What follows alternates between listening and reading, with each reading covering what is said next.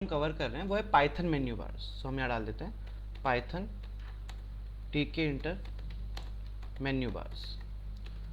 सो Python टीके inter menu bars होते क्या है, जैसे अगर हम यहाँ पे देखें पाइचाम पे तो फाइल, एडिट, व्यू, नेविगेट ये हमारे मेन्यूज है।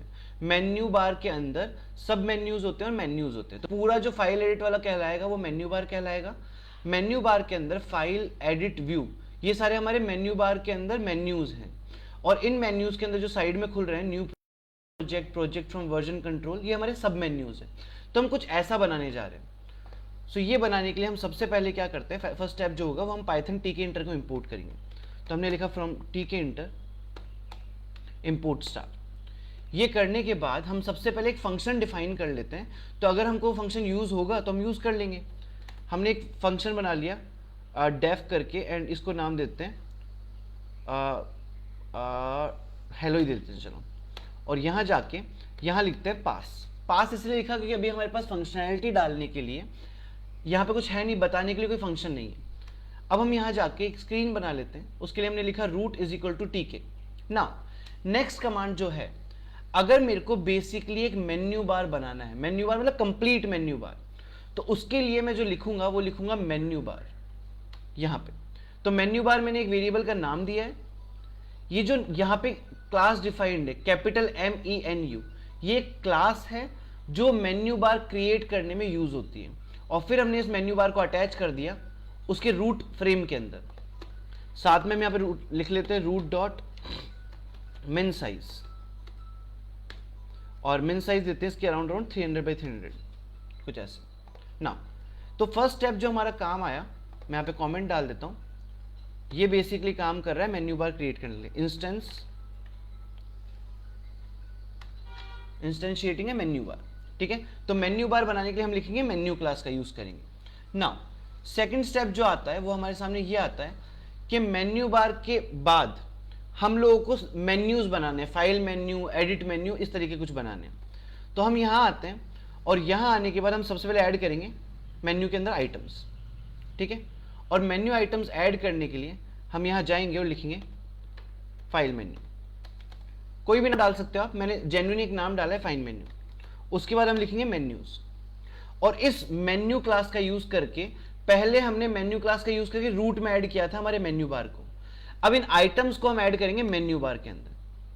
और यहां पे मैंने एक लाइन डाली है tear off is equal to 0, वो बेसिकली अभी डाल देंगे। इसको एक बार हटा देते हैं। पहले मैं आपको बता दूंगा टीयर ऑफ करता क्या है, टीयर ऑफ लाइन होती क्या है, उसके बाद मैं आपको बताऊंगा। नाउ हमने यहाँ पे मेन्यू बार बना लिया है।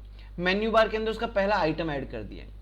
अब उस आइटम के अंदर हम उसके सब मेन्यूज ऐड करेंगे, जिनको ऐड करने के लिए हमको लिखना पड़ता है ऐड कमांड, कुछ इस तरीके से file menu dot add command. उसमें लिखते हैं लेबल। लेबल वो चीज है जो दिखेगी वहां पे। तो हमने यहाँ पे न्यू डाल दिया।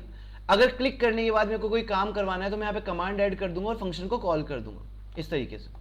नाउ मैं काफी सारे बना लेता हूँ इस तरीके से। मैंने ओपन बना लिया है, सेव बना लिया है, एग्जिट बना लिया है। और यहाँ पे एक चीज और लिखी है जिसका नाम है ऐड सेपरेटर। सेपरेटर एक लाइन को बोलते हैं, वो भी मैं भी दिखा दूंगा कैसे लाइन दिखती है। ये सारी कमांड्स ऐड करने के बाद आप लास्ट कमांड डालेंगे जिसका नाम है menu bar dot add cascade. ये क्या करती है, ये काम करती है adding this menu to the menu bar. वापस समझाता हूं।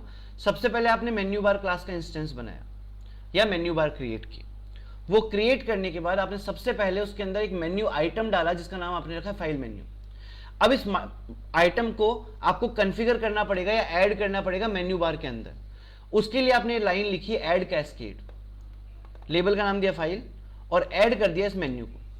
और ये जो आपने ऐड कमांड करके डाला है, ये क्या काम कर रहा है, सब मेन्यूज ऐड करने का काम कर रहा है।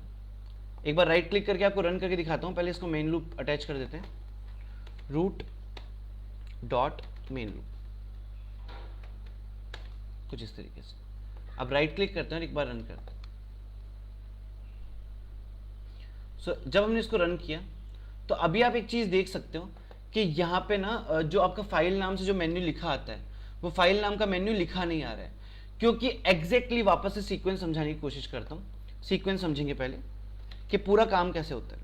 हम पेंट पे गए, सबसे पहले हमने एक विंडो बनाई। तो मान लेते हैं हम एक विंडो बना रहे हैं जो रूट से बनाई है। फिर हमने एक मेन्यू बार बनाया जो भी विंडो में अटैच नहीं है। इस मेन्यू बार के अंदर हमने फाइल मेन्यू, एडिट मेन्यू, इस तरीके से आइटम्स ऐड करें। फिर इसके अंदर हमने सब मेन्यूज ऐड करें, जिसको हमने नाम दिया न्यू, एडिट एंड ऐसा कुछ करके। तो मैं यहां पे नाम लिख देता हूं एक बार इनके। इसको हमने बोला फाइल मेन्यू, ठीक है।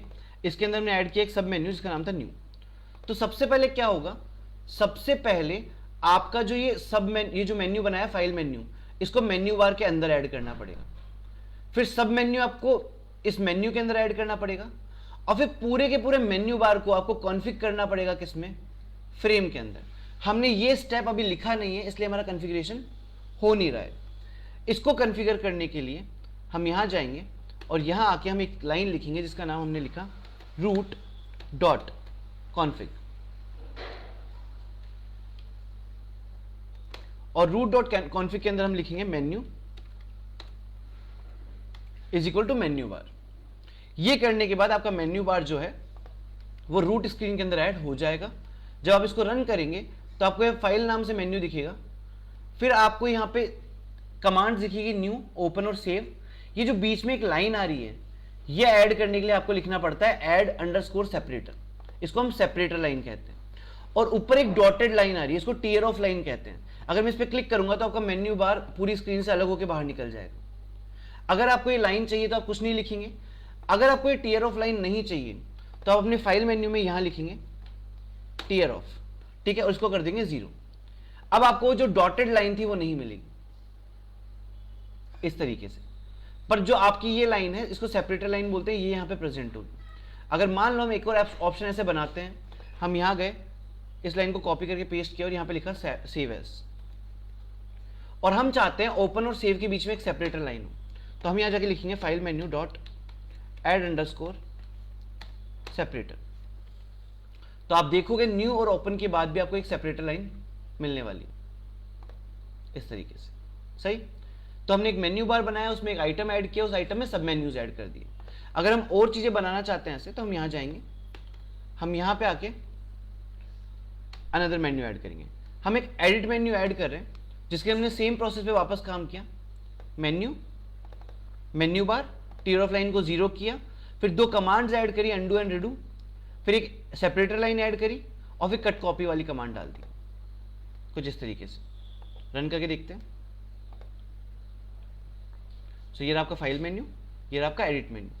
अगर इसी तरीके से आपको और आइटम्स और वैल्यूज डालनी है, और मेन्यूज या आइटम्स या सब मेन्यूज ऐड करने हैं, तो यू कीप डूइंग दिस। आप बार बार मेन्यू लिखें, मेन्यू के बाद ऐड कमांड करें, ऐड कैस्केड करें, go through this. I hope आपको समझ में आएगा। Thank you so much.